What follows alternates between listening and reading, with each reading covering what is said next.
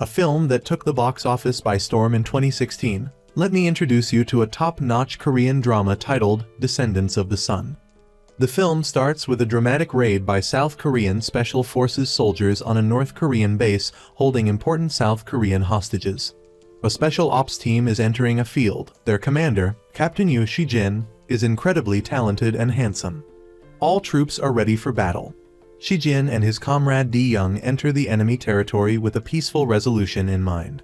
They boldly walk through the lion's den, facing a somewhat gentlemanly leader who challenges them to a knife fight, like true men. They accept and engage in a fierce close-quarters combat. Their blades are swift and sharp, cutting at the enemy, but they prove no match for the special forces. One by one, they are taken down, leaving only Shi-jin and the leader. They continue to fight, neither willing to yield. Shi-jin is caught off guard, receiving a cut to his waist, but he manages to get his own knife to the leader's neck. They point guns at Shi-jin's head, but South Korean snipers are also aiming at the North Korean soldiers, forcing them to disarm and end the battle. The scene shifts to the next day, during their time off. The two Special Forces soldiers are shooting at a shooting range, questioning the owner about the quality of the guns. A thief appears on the other side, stealing a motorcycle and fleeing. Taking advantage of their weapons, the two soldiers demonstrate their marksmanship skills, taking down the thief, who collapses to the ground. Shi-jin tends to the thief's leg wound, while D-young calls for an ambulance. They then try to lure the thief to a coffee shop, only to find D-young's phone missing. He remembers the thief took it while he was tending to his injury. Meanwhile, the thief, with blonde hair, is taken to the hospital for treatment. The doctor treating him is a beautiful woman named Mo-yeon. After the doctors leave, the thief removes his bandages and starts planning his escape. Fortunately, Mo-yeon notices and brings him back to the hospital. Shin-jin and D-young arrive at the hospital just as the blonde thief tries to escape again. They search for him and find his phone with Dr. Mo-yeon. Thinking they are criminals, Mo-yeon refuses to talk to them and asks them to leave so she can work. As they step outside, they see the blonde thief being attacked by a group of gangsters. Being men of honor, they intervene to save him and learn that the thief, Kai-bum, has to pay a fee to leave the gang, as it's their rule. D-young, outraged, claims to be Kai-bum's brother and teaches the gangsters a lesson. After dealing with the gangsters, the two Special Forces soldiers take Kai-bum to the hospital for treatment. There they encounter Officer Yoon Myung-ju, who appears to be very worried about D-young. While treating Kai-bum, Dr. Mo-yeon believes Shi-jin beat him up and demands the police to investigate.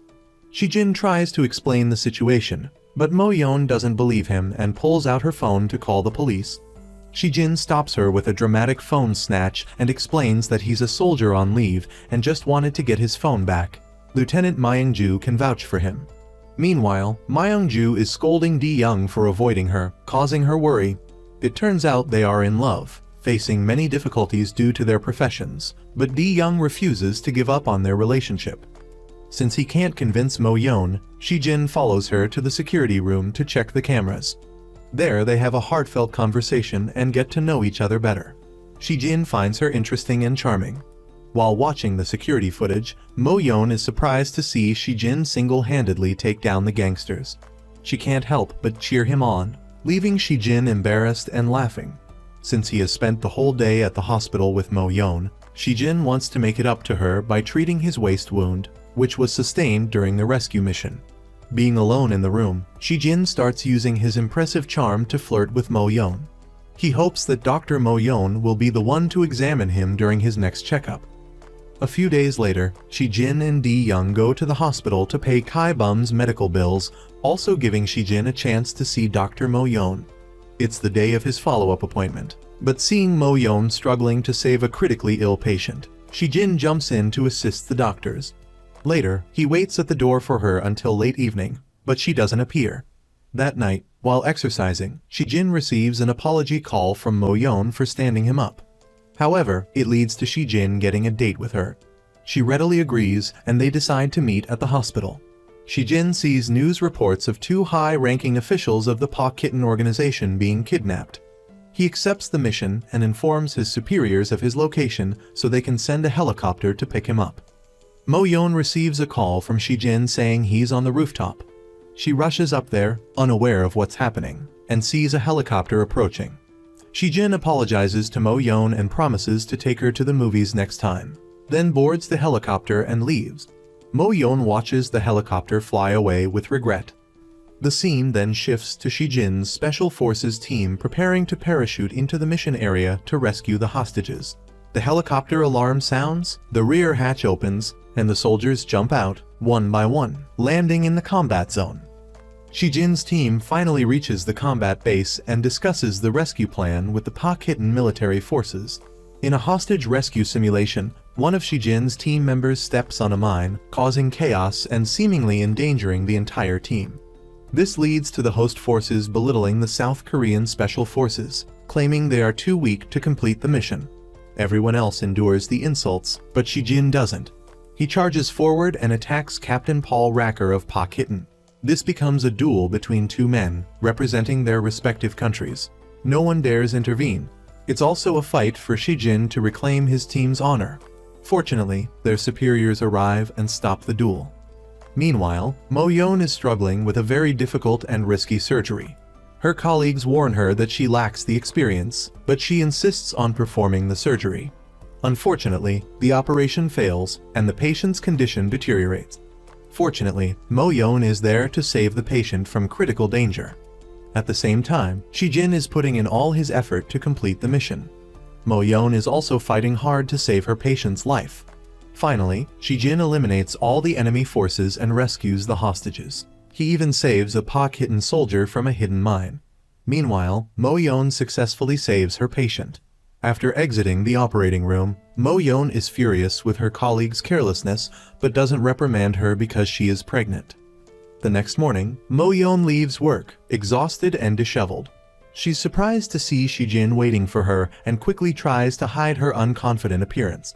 Shijin approaches her and confidently flirts, saying she's beautiful even with her natural face, which makes her happy. He then takes her home. At Mo-yeon's house, she asks him to order some fast food while she takes a shower. While waiting outside, Shijin admires her house. While showering, Mo-yeon finds out the water is off. She wraps a towel around her head and goes out, pretending she finished showering.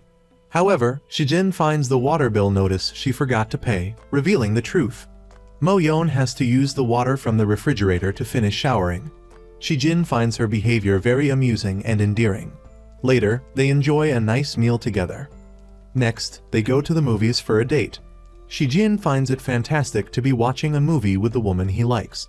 He also doesn't forget to flirt with her, making Mo-yeon very happy. However, Shijin receives a call about a new mission. He's forced to leave Mo-yeon at the cinema while he goes to handle the situation. Mo-yeon isn't pleased to be rushing back to the hospital when she receives a call from the head of the department. It turns out the head of the department accepted a bribe to promote a less qualified doctor over Mo-yeon. She scolds the head of the department for treating her unfairly. Worse, the promoted doctor is the one who almost killed the patient during the surgery. Because of her higher position, she starts giving orders, making Mo-yeon very angry. They get into a heated argument that turns into a physical fight.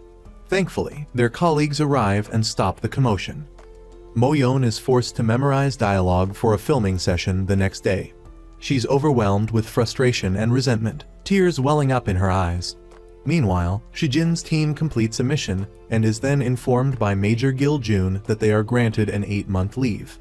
This leave, however, is in reality a deployment to a different country, with no confirmed return date. Shijin visits Mo-yeon to say goodbye. He apologizes for all the times he stood her up, explaining that he is a soldier who prioritizes duty. He also knows that Mo-yeon works day and night at the hospital, leaving no time for each other. For these reasons, they both decide to end their relationship. Shijin returns home with mixed emotions. The truth is that his new mission is extremely dangerous, and he doesn't want to give her false hope.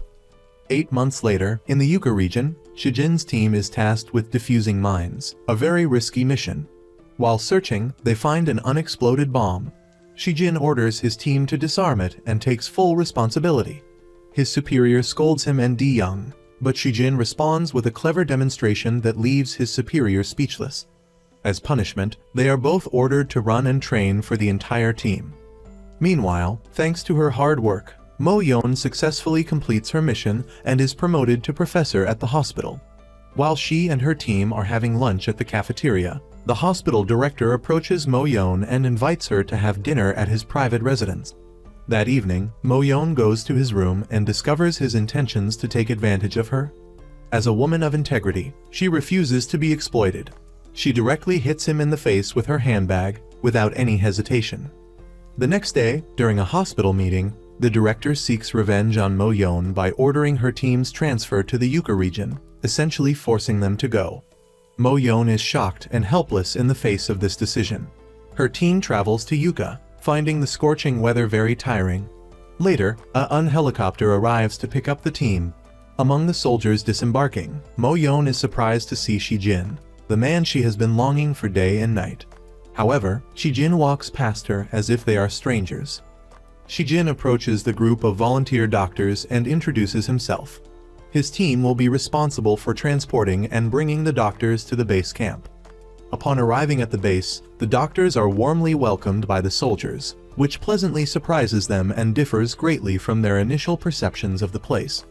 While he appears outwardly calm, Shijin is secretly worried. He feels awkward having cut off his relationship with Mo-yeon and now having to work with her. To his surprise, D-young receives a letter from Lieutenant Myung-ju. She wrote that she volunteered to come to the Yuka war zone so they can be reunited.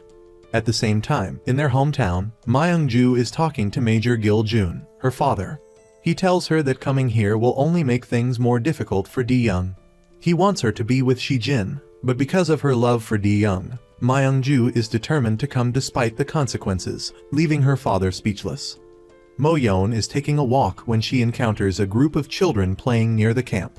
She sees a little girl biting on a piece of metal and feels sorry for her. Mo-yeon gives the girl a chocolate bar, causing other children to swarm around her. Mo-yeon is overwhelmed by the children's demands.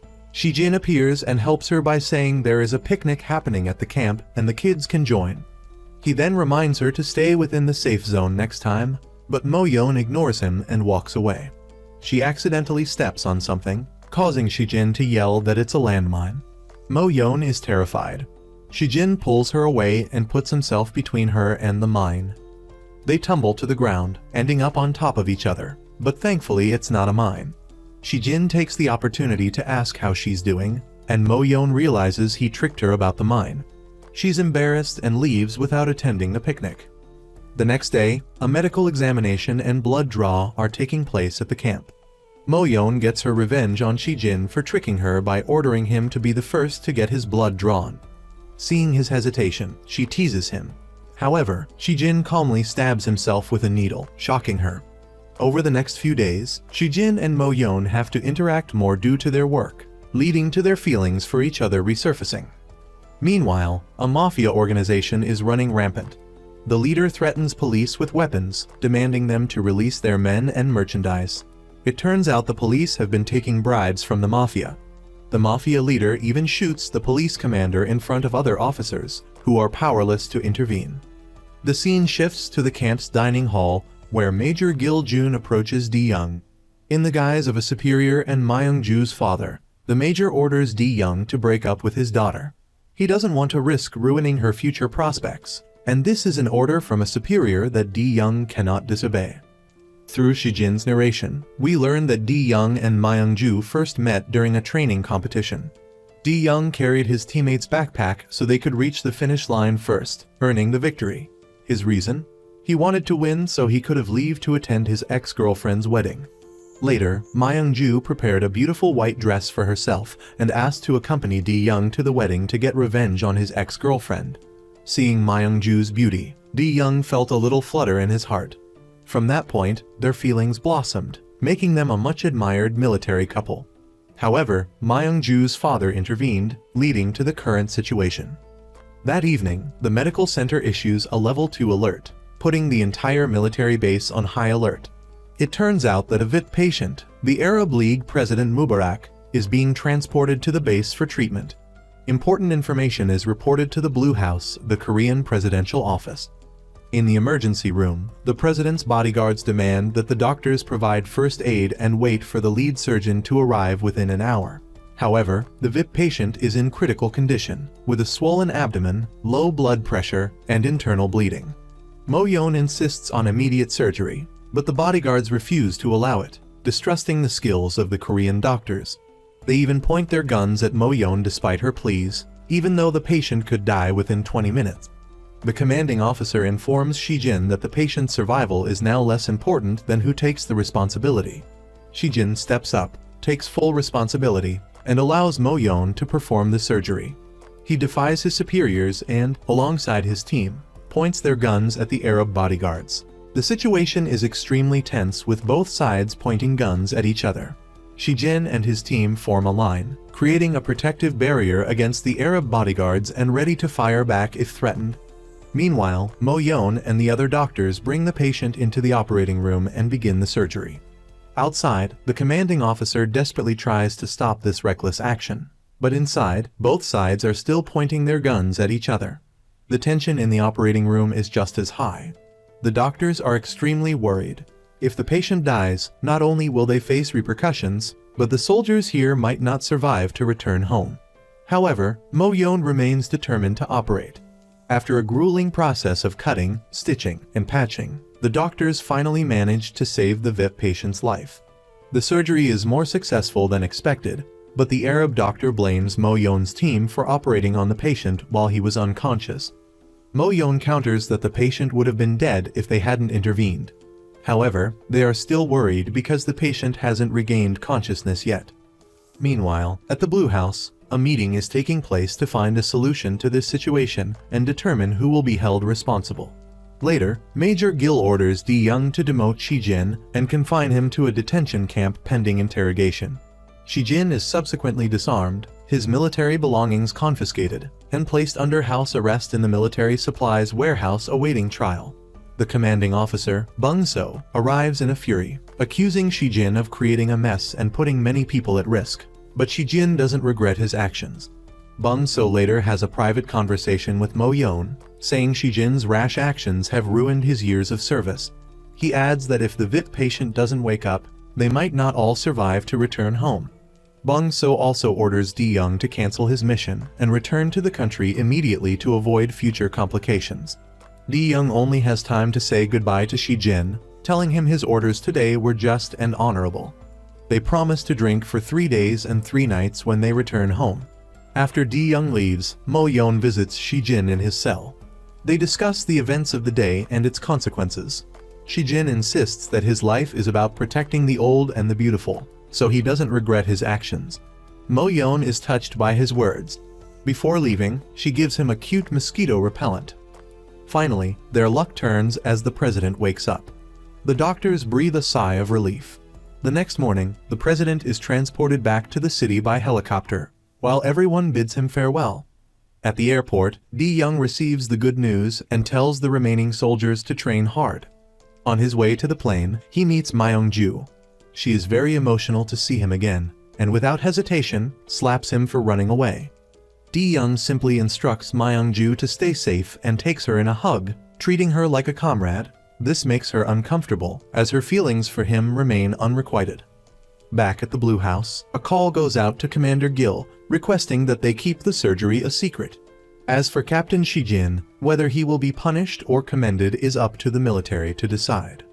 Back in the Yuka region, Shijin is released from detention and welcomed by his comrades with a traditional Korean dish of white soybean paste soup. He knows it's a prank, but happily accepts the gift. Later, Shijin meets Mo-yeon and discusses the recent events. Mo-yeon thanks him for trusting her to perform the surgery. As they're talking, the Arab bodyguards who were present during the incident approach them respectfully. They are there to take the two to the Arab League president's private residence. The president is deeply grateful for Dr. Mo-yeon's actions and expresses his gratitude by giving her a gold name card with the president's name on it. This card is a powerful tool, granting access to help and support anywhere in the Arab world. Shijin takes the card and uses it to rent the bodyguard's car so he can drive it himself.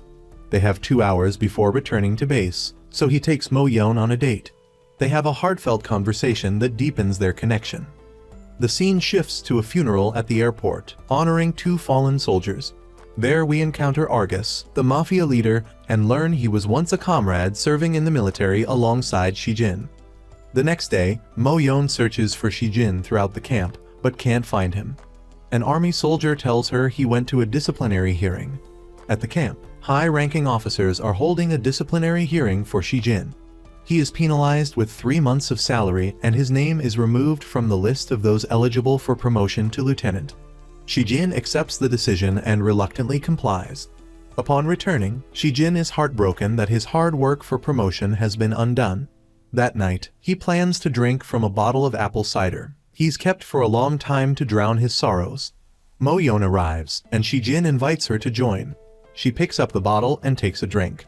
Mo-yeon apologizes for her outburst earlier, admitting that she already knew about Shijin's punishment and the loss of his promotion. They have a heartfelt conversation, and Shijin, taking advantage of the right moment, leans in and kisses Mo-yeon. The two share a passionate kiss that leaves the viewers blushing. Just when we think he's won her heart, Mo-yeon grabs the bottle of alcohol and runs off. The next day, Mo-yeon goes to a solar panel assembly site for work. While she's working, she gets a call informing her that Black, the boy with lead poisoning, has gone missing. Mo-yeon returns to the hospital and only finds a drawing left by Black, which seems to be a clue to his house. The area is surrounded by dense forest, making it hard to find him. Luckily, Shijin arrives and asks what's going on. Mo-yeon is still embarrassed about the kiss the night before and is quite hesitant. Shijin confirms that the boy is in the Tarsius forest and Black is the boy's village name. Since he's the only one who knows the way there, Mo-yeon reluctantly agrees to follow him. On the way, Shijin mentions the previous night and apologizes for his impulsive behavior. When they arrive at Black's village, they find the boy in good health. They both go inside and visit him and his mother. Mo-yeon reminds the mother to make sure Black eats, drinks, and takes his medication on time. Later, they eat at a restaurant that's familiar to Shijin. He tries to focus on Mo-yeon to avoid looking at the attractive waitress. After the meal, Shijin heads out first. He unexpectedly bumps into the arms dealer from before, who should be in prison. Then Mo-yeon comes out, and Shijin tells her to go to a friend's house nearby to borrow a car and head back to base. After Mo-yeon leaves, Shijin pulls out his gun and approaches the mafia members. After some questioning, the two show no fear and even challenge Shijin to shoot at their tire. Their associates then charge out with weapons. The leader stops his men and greets Shijin. It's none other than Captain Argus, Shijin's former comrade. We learn from a flashback that Shijin and Argus were captured and tortured by enemy forces to extract information. They were later rescued by the South Korean forces. Shijin is surprised to see Argus in this situation. Argus mocks Shijin, saying he's worried about nothing and complains about his low soldier salary. He suggests that if Shijin were to work with him, he could earn a lot of money by shooting people. Shijin can't believe his former friend has changed so drastically. He decides to cut off all ties with Argus. Meanwhile, Mo-yeon borrows the car from her friend and is driving back to the base. Lost in thought about Shijin, she gets distracted and crashes into an oncoming vehicle. Her car is hanging precariously over the edge of a cliff, and she is unable to move. When Shijin receives her distress call, he immediately drives his car to her location. In despair, Mo-yeon records a voice message to send to her loved ones, in case she doesn't survive. Just when she's in a desperate situation, Shijin arrives, climbs into the car, and sits in the passenger seat to balance it. Since they are too close to the edge to turn back, Shijin decides to drive straight down. He grabs Mo-yeon's hand, reassuring her, then pops the airbag and the car plunges into the sea, with both of them inside. Moments later, Shijin pulls Mo-yeon to shore and performs CPR on her. Mo-yeon regains consciousness and is terrified by the ordeal. Back at the camp, Shijin gallantly puts his jacket on Mo-yeon because her wet clothes have revealed her underwear. He'd already gotten a good look before. Meanwhile, Argus continues to be a ruthless mob boss. He's driven by money and diamonds and stops at nothing, even killing and stealing territory. The next day, Shijin and Mo-yeon take the damaged car they borrowed from their friend, Daniel, to return it.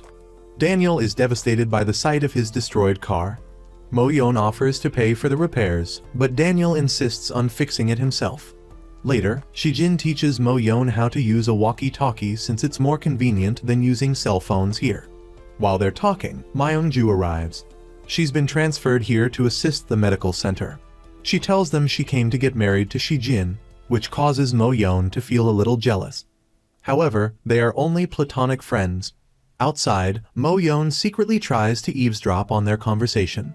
Back in South Korea, D-young is struggling with training new recruits. He teaches them that duty is more important than life. He also has to deal with his future father-in-law, who has prejudices and wants to control him. Their relationship is also very challenging as D-young doesn't dare pick up the phone when Myung-ju calls. Back in Yuka, Shijin asks Mo-yeon to meet him that night. He's leaving for home tomorrow after his mission is finished. He wants to talk to her about the kiss the other night and whether he should apologize or confess his feelings. Mo-yeon's answer, however, leaves Shijin speechless. He knows she wants him to apologize. She doesn't want to date a dangerous man like him. Shijin bids farewell to Mo-yeon as a comrade, wishing her well and leaving immediately. The next day, Mo-yeon learns from Kai-bum that Shijin flew back to Korea that morning. She is furious, as she had so much she wanted to say to him. Upon returning, Shijin's first stop is to visit his father. They take a picture together, including Shijin's late mother in the frame. After that, Shijin meets with D-young to fulfill their promise of drinking for 3 days and 3 nights. While they're drinking, 3 soldiers come up to them. They realize it's the new recruits D-young had trained earlier that day with a devilish drill. They demand D-young to be demoted so they can have a good time. D-young abandons his friend and flees for his life. As they jump down to the floor below, they run into a table full of soldiers and create a huge commotion in the bar. They then run outside to escape, pursued by the new recruits. They manage to outrun them thanks to their previous training. The party ends, and D-young bids farewell to Shijin before heading home. On his way back, Myung-ju calls D-young, and this time he picks up the phone. However, he remains silent in response to her questions, due to his promise to her father. Shijin is missing Mo-yeon terribly but tries to be strong. Mo-yeon feels the same way. The children draw pictures for her, reminding her of Shijin. It's hard to forget someone you love.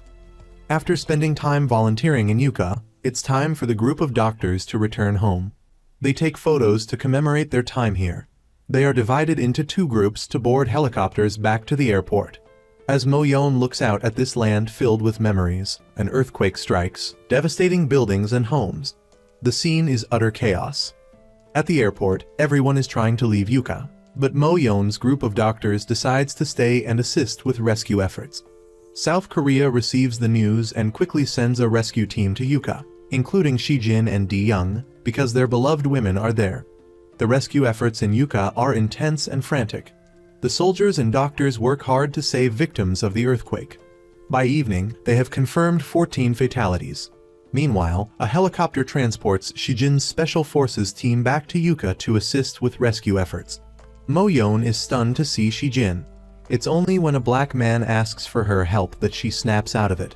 Shijin begins assigning tasks to the soldiers, and everyone takes their positions. D-young reunites with Myung-ju. He is happy to see her but tries to stay cool because of her father's previous orders. Shijin finds Mo-yeon and, without hesitation, ties her shoelace. He admits he was worried about her and deeply regrets leaving without saying goodbye. Despite his love for her, they both return to their respective missions because of the farewell they had the previous day. The next day, the rescue efforts by the soldiers are in full swing. While everyone is tensely discussing strategies for rescuing victims, the contractor Young So steps forward, claiming responsibility for the site and requesting the soldiers to go to the nearby area to retrieve his confidential files, which contain state secrets. D-young tries to explain that saving lives is the priority right now and refuses Young So's request. The contractor insists, so D-young orders him to be removed from the construction site. After much effort, Shijin's Special Forces team successfully rescues a person trapped in the construction site. Meanwhile, Mo-yeon and Myung-ju are facing a difficult situation, a victim with severe internal bleeding. Bringing him to the operating room would take too long. Operating on site lacks sanitary conditions and is very risky. They ultimately decide to operate immediately, right there. While they are operating, Shijin arrives and asks Mo-yeon for help. The case is very critical. When Mo-yeon gets there, she finds a very difficult situation. A man has a large concrete block crushing his lower body and he's lost feeling. Above him, a young man is impaled by a steel rod from the concrete block. They are both trapped together. Saving one means abandoning the other. So Shijin wants Mo-yeon to assess the situation and save the one with a higher chance of survival. Facing this choice puts Mo-yeon into shock. The two victims are in critical condition if they continue to hesitate. In the middle of this chaos, Young-so arrives and demands Shijin's team to find his documents after they finish this rescue mission. Shijin says that his duty as a soldier is to save lives, even a jerk like Young-so. Just as he finishes saying this, a concrete slab from the construction site collapses, and Shijin throws himself in front of Young-so to protect him. Protecting the contractor causes Shijin to get injured, with a deep wound on his shoulder, but he doesn't care and leaves. Mo-yeon has 10 minutes to make a decision, save one of the two victims. She knows the young local man has a higher chance of survival, but she cannot make a decision. Shijin encourages her, telling her that it's time to make a decision and trust her gut. In the end, they choose to save the young local man. They quickly assess his condition and take him to the operating room. Shijin is saddened by the older man's death and pays his respects, acknowledging the man's sacrifice. The rescue efforts continue. Commander Bong-so's reinforcements arrive to relieve Shijin's team so they can rest. That evening, at the treatment area, Shijin's team is worried about running out of food for the victims. Luckily, the attractive waitress from the restaurant they went to earlier arrives and brings them a lot of food. The soldiers eat and regain their strength, ready for the next orders from their captain. This incident in Yuka strengthens the bond between Di-young and Myung-ju. They fall deeper in love. Mo-yeon, after a day of treating the victims, is overcome with emotion and cries, thinking of the foreign workers who had to die far from home. Meanwhile, Shijin's team discovers he's injured, but he wants to take care of the wound himself. Mo-yeon comes in and tells him she will treat it. She disinfects and stitches the wound. They have a heartfelt conversation, and Shijin expresses regret for leaving without saying goodbye to Mo-yeon. Despite his love for her, their paths diverge again as they both return to their duties. Mo-yeon was deeply saddened by the events of the day, which had been a huge shock for her. Shijin came to comfort her, urging her to look up at the starry sky, which helped ease her mood somewhat. Meanwhile, the mafia boss Young-so was being mercilessly beaten by Argus because the diamonds he was supposed to deliver to Argus were buried under rubble in the collapsed file room. Argus was unmoved by Young-so's pleas and demanded the diamonds. The next morning, the army continued its search and rescue mission for the 3 missing people at the construction site. While searching, Dr. Kai-hoon discovered a young man trapped in the rubble. As he tried to rescue him, another earthquake struck, causing further tremors and collapsing the structure. Kai-hoon was forced to flee, but he was distraught that he couldn't save the young man. Fortunately, the young man survived, but his leg was trapped. The rescue team eventually heard his cries for help. Outside, Shijin received the rescue mission and entered the site with his equipment. After assessing the young man's situation, Shijin reported to Mo-yeon, who guided him through the medication procedures for the young man, emphasizing caution. After a while, the young man started reacting to the medication, and Mo-yeon asked Di-young to bring more medicine. Suddenly, the construction site shook again, causing panic. Shijin and the young man inside were buried by debris and lost contact. It turned out that Young-so had been using a jackhammer to tamper with the site from outside, but the soldiers caught him and took him into custody. Inside the rubble, Shijin also regained consciousness while the young man was terrified. The exit was completely blocked, their radio was dead, but Shijin remained optimistic and comforted the young man to ease his fear. Even in this desperate situation, Shijin still thought about Mo-yeon. When both were losing hope, Di-young managed to open a way out and brought them both to safety. The young man was overjoyed to be rescued, while Mo-yeon felt relieved knowing Shijin was safe. He pretended to be injured so that Mo-yeon would pay attention to him, but she remained quite stoic. At the same time, the manager Young-so arrived and started to complain, which angered Di-young, leading him to punch Young-so in the face, leaving him bruised. Finally, the rescue mission for the earthquake victims concluded. Commander Byung-soo visited Shijin and announced that the plane would arrive to take everyone back home the next day. The list of passengers was to be updated by Mo-yeon. Later, the despicable Young-so came looking for trouble again. Because of the earlier punch, he demanded that Commander Byung-soo punish his soldiers appropriately or he would take legal action. Byung-soo threatened him with a stern warning but still punished his soldiers by making them run 100 laps. While running, Shijin met Mo-yeon, who gave him medication and reminded him to take it on time. After telling him that he was on the flight list to go back home, she left. That night, she gathered the team to announce the flight departure for tomorrow afternoon, but half of the doctors decided to stay longer to help the recovering victims. Meanwhile, Dr. Kai-hoon felt guilty about abandoning the victim earlier. Mo-yeon approached him, encouraging him to return home with everyone else. The next morning, a memorial service for the deceased was held. Shijin gave a speech, thanking everyone for their dedication and effort. Afterward, everyone observed a moment of silence for the departed. Later that night, at the camp, Mo-yeon met Daniel again.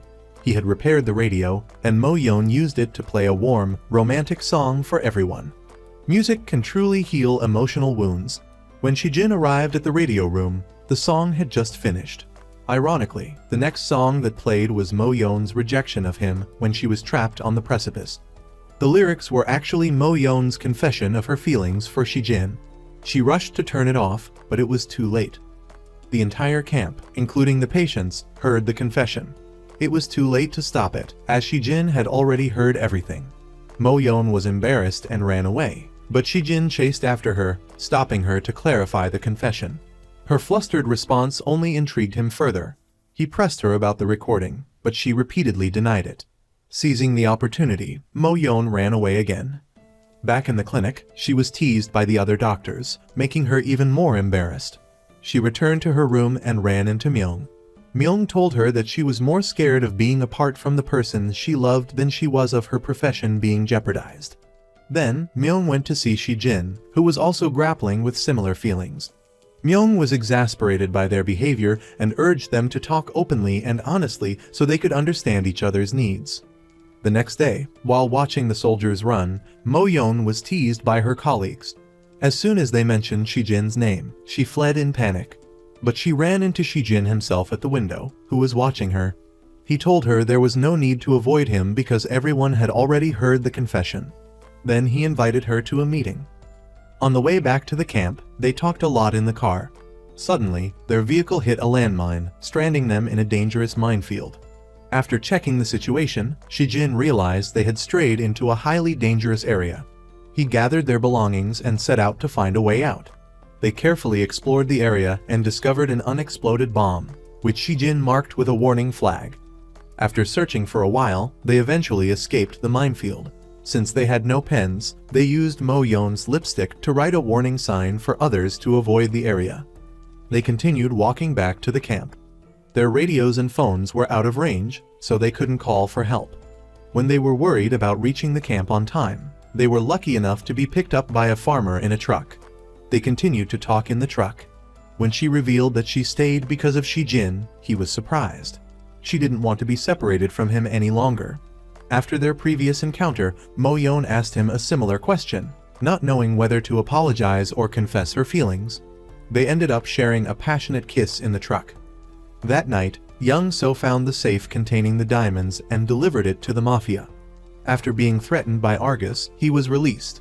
However, after opening the safe, the mafia members found the diamonds missing, and Young-so had already escaped.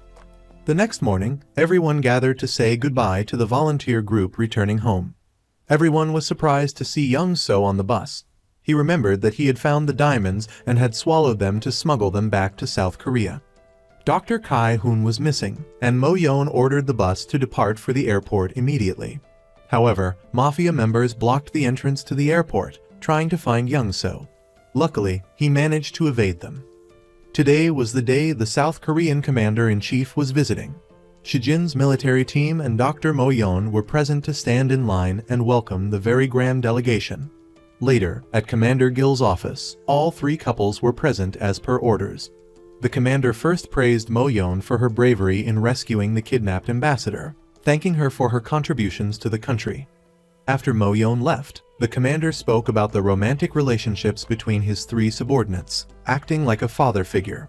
He asked Shijin about his feelings for Myung, because he had always wanted to marry her off to Shijin. However, Shijin and Myung only considered each other comrades and had no romantic feelings. The commander ran out of words and dismissed Shijin. Shijin bumped into Mo-yeon and told her that his love triangle was over, and he could now pursue Mo-yeon.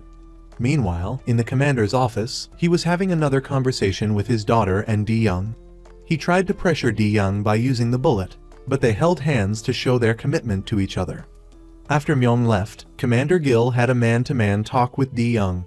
He said that Di-young would need to change careers if he wanted to continue their relationship, because he wouldn't want a soldier as his son-in-law. On the other side, while filling up his car with gas, Shijin seized the opportunity to romantically kiss Mo-yeon, catching her off guard. When he was paying, he noticed a young boy stealing medicine. After Mo-yeon examined the boy, she found out that he was suffering from scabies and needed to be taken to his village for treatment. Otherwise, the disease could spread widely. Shijin asked his comrades to investigate the boy's village. After bringing the boy back to his village, Shijin tried to ask the villagers about the situation of the disease, but they didn't understand English. Luckily, a little girl understood and could communicate with him. She said they had been starving for 3 days. The mafia controlled the village, forcing the boys to become thugs when they grew up and selling the girls off as child brides. The girl wished they could help her escape from there. Shijin's team investigated and discovered that this was a mafia-controlled town used for illegal activities. They reported this information to Shijin. Just at that moment, Argus arrived and saw Shijin. As they were talking, the little girl in the red dress suddenly pulled out a gun and shot Argus, causing him to fall. She begged Shijin to take her away from the mafia. Argus pleaded with Mo-yeon to save him, but she refused, worried that he would hurt more people.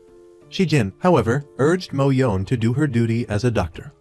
After some hesitation and contemplation, Mo-yeon decided to save Argus. She brought him into the tent and successfully removed the bullet from his stomach. Since the South Korean army was on its way, Argus's group had to retreat immediately. Before leaving, Argus wanted to take the girl in the red dress with him, but Mo-yeon and Shijin stopped him. Then, the South Korean troops arrived and brought the children of the village back to the camp to be treated for the disease by the doctors. The next morning, on their way to a mission, Di-young asked Myung what would happen if he changed his career and didn't become a soldier anymore, for the sake of their future life together. Myung told him to be himself, and she respected his decision, which touched him deeply. Meanwhile, at the camp, Commander Gil was talking to Shijin about the Argus investigation. They learned that Argus was involved in a huge arms trade with the Ukrainian military. However, since it was a political matter, he ordered Shijin's team to stop all investigations to avoid affecting the larger picture. Shijin returned and shared the order with Di-young, feeling very dejected and powerless. Later, Shijin went outside and sat in thought when Mo-yeon came to check on him. They shared a heartwarming and romantic moment together, tying each other's hair. Inside, Mo-yeon received a package from someone named So-young. Upon hearing the name, Shijin and Di-young rushed to the scene. Mo-yeon and Myung discovered a photo and a very affectionate message from So-young. The two men hurriedly explained that it was just a misunderstanding. The girl in the photo was their adopted sister and had no romantic connection. Later, Mo-yeon called Shijin outside for a private conversation. She wanted to know what his relationship was with the girls in the photos. Shijin insisted it was all a misunderstanding, and that the only thing that happened was a normal tea date, but Mo-yeon didn't seem to believe him. Luckily, the hospital director's call saved Shijin from a fight. Later, a theft occurred in the camp's medicine room, and all of the important medications were stolen. Mo-yeon discovered that the thief was the girl in the red dress. She was carrying the stolen medicine and contacting her lover to deliver it to him. To find out where the girl was and where the medicine was, Shijin sought help from the restaurant owner. After getting the information, they rushed to a deserted house. The girl in the red dress was being abused by her boyfriend and his friends, but Shijin arrived just in time. The thugs pointed guns at Shijin and Mo-yeon, demanding they surrender. Shijin devised a plan, instructing Mo-yeon to run and get a vehicle, while he stayed behind to buy time. He tricked the leader, disarmed him, and quickly subdued the rest of the thugs. As they were about to leave, the leader fired a shot, but Mo-yeon managed to arrive in the car and ram the thugs, successfully rescuing the group. Mo-yeon was very excited about the whole ordeal, but their joy was interrupted when the car engine suddenly died due to the previous collision. Luckily, Shijin contacted Di-young's nearby mine detecting team for help. Back at the camp, Shijin questioned Mo-yeon about why she chose to save the girl and even sponsor her education. Mo-yeon replied that while she couldn't change the whole world, she could still make a difference in a single life. Shijin was impressed by her spirit and found her even more fascinating. Later, the couple shared a romantic ramen dinner, military style. Meanwhile, in a lodging house, Young-so was hiding. He had a fake passport made to escape from Yuka with the diamonds he had swallowed. But at the airport, he was caught during check-in. When Di-young was updating Shijin about the situation, the young man from earlier came by to tell them about Young-so's hidden diamonds.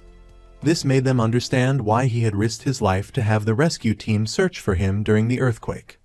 Meanwhile, Young-so was captured by Argus men. They were about to cut him open to retrieve the diamonds when the South Korean army raided and subdued Argus group, rescuing their hostages. As Argus was trying to escape, Shijin stopped him. Because they had saved Young-so, Shijin ordered his team to retreat immediately. At the camp hospital, Shijin discovered from an X-ray that Young-so had swallowed the diamonds. As Young-so couldn't hold it any longer, he suffered stomach bleeding and vomited blood, forcing the doctors to perform emergency surgery. During the surgery, Dr. Mo-yeon discovered that Young-so had contracted a very dangerous virus. She ordered everyone to close the operating room and isolate it immediately. Upon hearing about the virus, Shijin and Di-young rushed to the operating room to see their loved ones. Mo-yeon and Myung voluntarily stayed in the operating room to isolate themselves and treat the patient. The US military camp had a lab to conduct tests, so Shijin quickly contacted them and sent everyone's blood samples for testing. The results from the US revealed that they had contracted the highest and most deadly level of the virus. Myung and Mo-yeon were sitting in the operating room, waiting for the test results. When they heard the results, the two Special Forces soldiers rushed back. Di-young ran to hug Myung, even though she was infected. Knowing she was sick, Myung ordered her own isolation, causing Di-young much sadness. Over the next few days, they could only communicate through the radio, and they talked about a lot of things. One night, everyone was doing rounds when the camp suddenly lost power.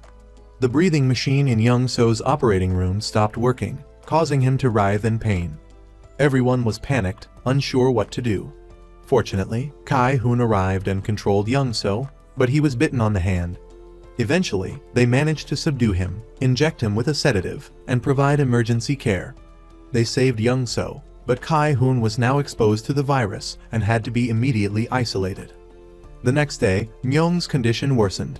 She called her father and confided in him. He was powerless to do anything, but could only tell her to stay strong and fight the disease. Myung just wished her father would accept her love for Di-young and not force him to change careers. Meanwhile, Myung's condition continued to worsen. Her fever wouldn't go down, so the doctors put her in an ice bath to lower her temperature. At the same time, Shijin's team received news that the truck carrying the vaccine had been ambushed by the mafia. They had to quickly go and deal with the situation. Shijin used the diamonds to trade with the mafia and successfully rescued the vaccine truck. In the ward, Myung was struggling with the pain. When she heard that the mafia had been apprehended by the police, Mo-yeon tried hard to convince everyone that it was a misunderstanding. Later, the vaccine truck arrived at the camp, and the medicine was administered to the patients. Thanks to the timely arrival of the vaccine, Myung pulled through. The next morning, Mo-yeon was nowhere to be found. When they asked around, they learned she had gone with the local police for the case of the girl in the red dress who had stolen medicine. Shijin immediately drove to the police station to look for her. On the way, he unexpectedly encountered the girl in the red dress. As soon as he stepped out of the car, he was surrounded by Argus's men. They used Mo-yeon as a hostage to threaten Shijin and force him to drop his weapon. Argus ordered his men to put Mo-yeon in the car. Then he revealed his plan to smuggle weapons that night. He told Shijin that his country wouldn't leave him alone and demanded he find a way to help him survive and escape. If he didn't, he threatened to sell Mo-yeon into slavery. Shijin had no choice but to comply. In the car, Shijin contacted Mo-yeon through the radio to reassure her that he would find her and rescue her. Argus intervened in the radio conversation and threw the radio out of the car. Upon returning to the camp, Shijin reported the situation to Commander Byung-soo, but he refused.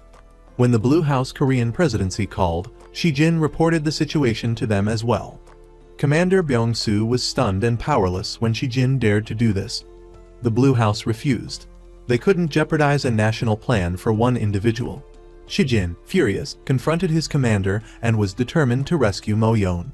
Commander Byung-soo was enraged and ordered him to be stopped. As Shijin was about to breach the barrier, he received a call from Commander Gil. Commander Gil gave him a 3-hour deadline to do whatever he wanted. He would no longer be subject to the authority or responsibility of the Korean military during this time. Shijin changed into black clothes and went to retrieve weapons from a friend. Meanwhile, Mo-yeon was being held hostage and abused by Argus. He threatened her and warned her about the man she loved. But Mo-yeon dismissed his threats as nonsense. Shijin, on his mission to rescue Mo-yeon, used the last of his gold calling card to ask the ambassador's bodyguard for a helicopter. Meanwhile, in the ward, Myung had recovered. Di-young came to say goodbye to her.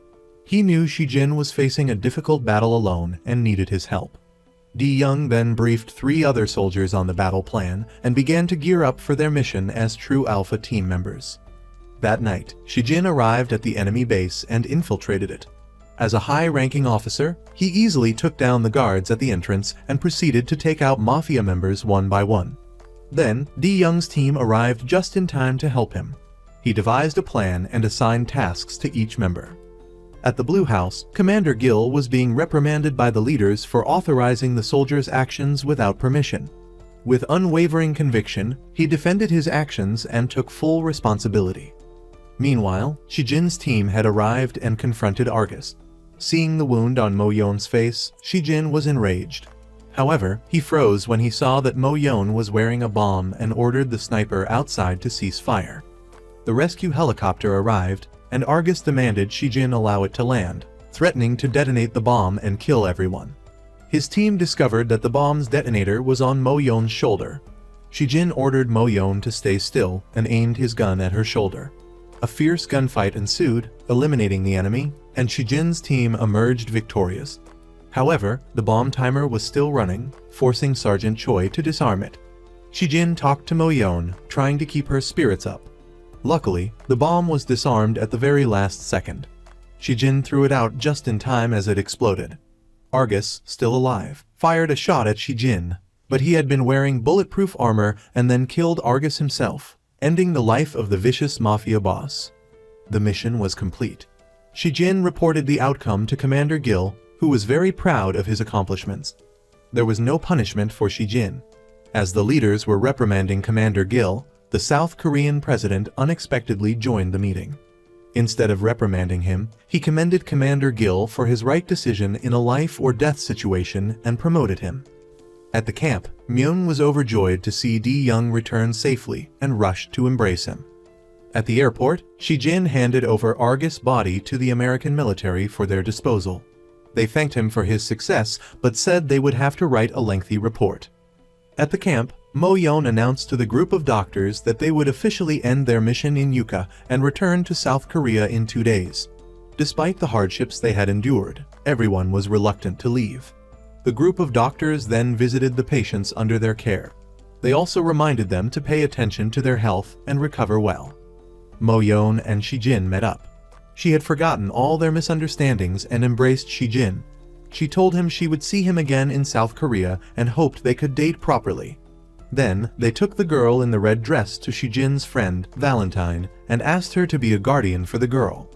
Mo-yeon reminded the girl to listen to Valentine and to keep in touch. The next day, the doctors packed their belongings to return home. The church bells rang, reminding everyone of the precious memories they had shared together in this country. Everyone took photos to capture these memories before returning home. Mo-yeon's team of doctors finally returned to South Korea and resumed their work at the hospital. Upon entering the hospital, the entire team was surprised to find the director and other doctors had prepared banners and flowers to welcome them back. The director thanked everyone and gave them a bonus, which made everyone happy. Mo-yeon called Shijin to tell him she was back safe and was going to submit her resignation to start her own business. Later, she went to see the director and handed him her resignation letter. After a scolding, she left, leaving the director speechless. However, at the bank, Mo-yeon received a notification that she couldn't get a loan because she was currently unemployed. She then called Shijin to complain, but he was also speechless. He said she should have gotten the loan first and then submitted her resignation, which caused her to angrily hang up. With no other choice, Mo-yeon had to go back to the director's office to request that he retract her resignation. Not only did he not reprimand her, but he even promoted her to a position in the emergency room. Meanwhile, in Yuka, the soldiers received notice that their training was coming to an end and they were going back home. They took advantage of their remaining time to apply face masks to look their best for their return to South Korea. Later, Di-young and Myung met to talk. He told her he would never leave her, which made her very happy. In the general's office, Shi-jin and his team returned to report their mission success. The general granted them 4 days of leave, exempt from any duty. With their extended leave, Shi-jin and Di-young went to a bar to fulfill their promise to drink together for 3 days and 3 nights without getting sober. They drank for 72 hours until Mo-yeon found them. Shi-jin was so drunk he didn't recognize Mo-yeon. After their leave ended, Shi-jin and Di-young resumed their duties. They met with Commander Byung-soo and learned that they would be assigned to guard high-ranking officials during a meeting between North Korea and South Korea. The top-secret meeting began, and Shi-jin met the North Korean soldier he had encountered during the previous rescue mission. They chatted and seemed to be quite hostile.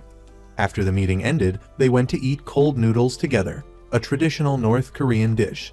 While eating, they learned that the North Korean soldier had been demoted and would retire after completing his mission. Upon returning to South Korea, Shi-jin spent more time with Mo-yeon. They went on dates like normal couples, enjoying themselves. Meanwhile, Myung's father still wanted Di-young to quit his job and find a different profession before he would allow them to continue their relationship. As a result, they had a very tense argument. Unable to understand each other, they ended up breaking up. The mission to protect high-ranking officials began, and Shi-jin's team was assigned to ensure the safety of the VIPs. In the parking garage, while waiting to move, Di-young complained about his relationship to Shi-jin, saying he had broken up with Lieutenant Myung. Suddenly, Captain Yong-jun of North Korea came rushing over. At the hospital, Dr. Mo-yeon received an emergency notification for a critical patient. First, a North Korean soldier was brought in by doctors. Then, when the car door opened, Mo-yeon was horrified to see Shi-jin inside, covered in blood. She didn't know what had happened. To understand the truth, we returned to the parking garage. Yong-jun asked Shi-jin to take him back to his country. While they were talking, Yong-jun was suddenly hit by a tranquilizer dart.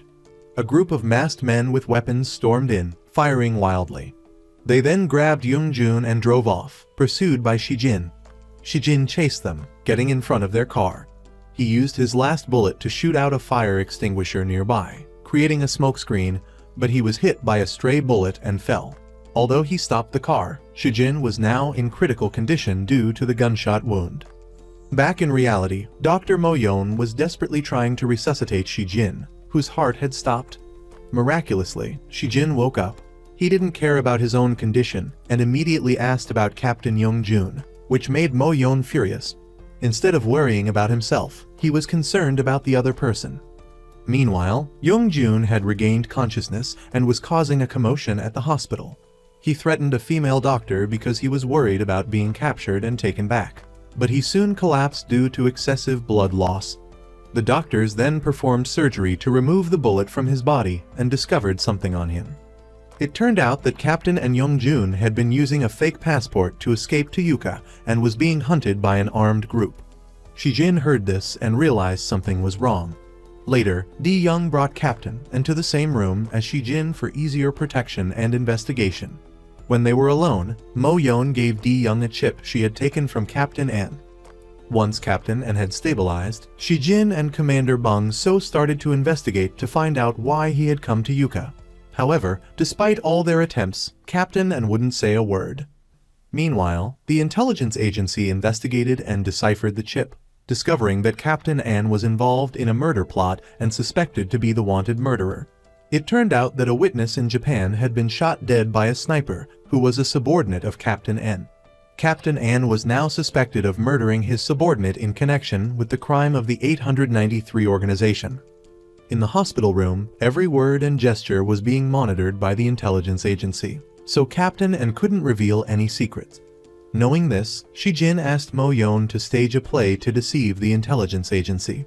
He asked her to find a secluded place where they could talk. Later, they were moved to the X-ray room, and there, Captain N revealed his secret. The flash drive contained information about a mercenary for hire deal. The sniper who had shot the witness was his comrade. He had betrayed his country for money and was killing people for the mafia. Captain N's mission was to eliminate all traitors and investigate the conspiracy behind everything. He discovered that the mastermind was the North Korean defense minister. After returning to the hospital room, Captain N was given a sleeping pill, but he remained conscious and carried out his escape plan. Shijin discovered him and pointed his gun at him. Captain N revealed that his enemy was also Shijin's enemy, the defense minister Choi. Before being taken away, Shijin gave N a cake. Then N was escorted back to North Korea under Minister Choi's orders. After being taken to the minister's office, Captain N reported the situation of his mission. He exposed the mastermind, Minister Choi. The minister demanded the chip, threatening that his hired sniper in the building across the street would shoot, and if he didn't comply. Facing the enemy of his country, Captain N showed no fear. He picked up his phone and was about to end the minister's life when the sniper shot him. Minister Choi then went to meet with the South Korean leadership to discuss the North-South Summit, but the South Korean leaders exposed him for selling his subordinate and accepting bribes. Enraged, he planned to flee, but North Korean forces intercepted him and took him back to their country. It turned out that Captain N was still alive. Shijin was the one who shot him, but the bullet only hit his shoulder. They had staged a play to deceive Minister Choi. The cake Shijin had given N contained a listening device and GPS tracker, allowing Shijin to coordinate their actions. The mission was accomplished. North and South Korea came to a consensus to develop their economies together, and they cooperated on several important projects that would benefit both regions. At the hospital, Shijin was recovering and Mo-yeon visited him frequently. He was very happy and wanted to stay there forever. That night, Mo-yeon slept in his hospital room with him, and they talked a lot. They finished watching the movie they had started in the hospital, and then Mo-yeon fell asleep peacefully in Shijin's warm embrace. The day Shijin was discharged from the hospital finally arrived. Seeing him listening to music, Mo-yeon couldn't help but ask him what song he was listening to. But she was embarrassed to realize it was her own recording from the cliffside incident. Mo-yeon, angry, released his hand and scolded him, forgetting that she was pushing his wheelchair. Because of the momentum and gravity, Shijin's wheelchair went down the slope. When he fell face first, his girlfriend only cared about his expensive wheelchair, making him feel incredibly awkward. He could only laugh it off. Meanwhile, D-young was having a tense dinner with his girlfriend. They had a heated argument about D-young wanting to be discharged from the army to be with her, as per her father's request. In the end, D-young left her alone and still hadn't answered her question about whether they had broken up. In another scene, Captain Shijin suddenly appeared at Mo-yeon's doorstep, surprising her. Even more surprising was the bag full of beer he was carrying. He said it was to help her wounds heal. After sitting down, she asked about the calling card he had given her. Looking at his expression, she realized her guess was correct. He had used it to call for the helicopter to rescue her that day. She was disappointed because she had thought she could use it to request something more valuable. However, Shijin, pretending not to hear, calmly pinched her cheek and cutely called her a materialistic person. The next morning, Kai-bum was about to take his exam and was feeling dejected. He ran into his brothers, who gave him a lot of encouragement and lucky charms. At that moment, the Alpha team received orders to assemble. D-young was the only one who didn't receive a call. The general, who was also Myung-ju's father, called D-young in and asked him if he wanted to join the mission or sign the transfer request. D-young decisively chose to fight alongside his comrades. As the general, he had no reason to stop him. As Myung-ju's father, he simply asked D-young to come back. D-young waited outside Myung-ju's house for a long time, leaving his name tag before leaving. Shijin also went to see Mo-yeon to say goodbye. They parted ways with a feeling of lingering affection because he would be gone for a long time this time. Despite everything they had been through, Mo-yeon felt a nagging feeling in her heart, a premonition of something about to happen. But Shijin, always responsible, informed her as soon as he arrived. In the days that followed, he was unable to use his phone, so Dr. Kang was left to talk to herself, sending messages with no idea when they would be answered. Unbeknownst to her, Shijin was under attack and on the brink of life and death. Even Di-young was injured while protecting Shijin. When the soldiers on the helicopter realized something was wrong, the ground exploded. They thought their captain and vice captain had perished and were devastated. Back at home, Mo-yeon and Myung-ju were drinking to vent their frustrations because they couldn't contact their loved ones. It wasn't until the soldiers returned, faces filled with grief, that they realized the tragic news their loved ones were gone. Shocked and devastated by this terrible truth, Mo-yeon couldn't accept it. Holding Shijin's will in her hand, she drove to Myung-ju, who was also holding Di-young's will. Mo-yeon couldn't hold back her emotions anymore and cried uncontrollably, unable to express the loss she felt. After returning home, her superiors came to Mo-yeon, hoping she would cooperate and sign a confidentiality agreement.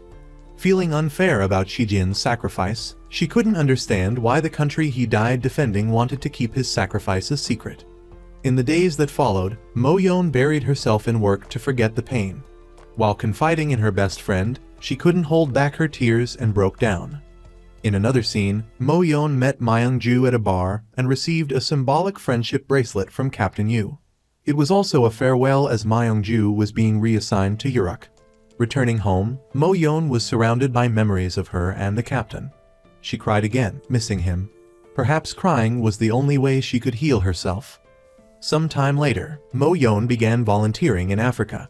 She still made it a habit to text him every day, recounting her experiences and the people she met. Even when she tied her hair, she thought of Shijin. The image of him tying her hair was a reminder that while they could do things for each other, they still wanted to do it for them. She walked to the place where Shijin had fallen and placed a bouquet of flowers on his grave. She blamed him for lying because he hadn't lived up to his promise to return. Tears streamed down her face. Just then, a familiar voice came through her radio, startling her. She picked up the phone, and all the messages she had sent Shijin were read. The radio crackled again with his voice. Mo-yeon couldn't believe it until she turned around. Shijin's familiar silhouette appeared in the sunny, windy desert. To confirm, Mo-yeon ran towards him. They embraced tightly. Myung-ju was also reunited with Di-young, overjoyed beyond words. When she asked about what had happened, he explained that before the bomb detonated, they had been rescued to a bomb shelter by the local army. Much later, their old friend from North Korea rescued them as a way of repaying a favor. Thanks to that, both of them returned safely. Mo-yeon learned the whole story as well. She then mentioned that she had prepared fruits for her boyfriend's memorial. Suddenly, she felt suspicious, wondering if this Shijin was a fake. She asked the foreign man to confirm.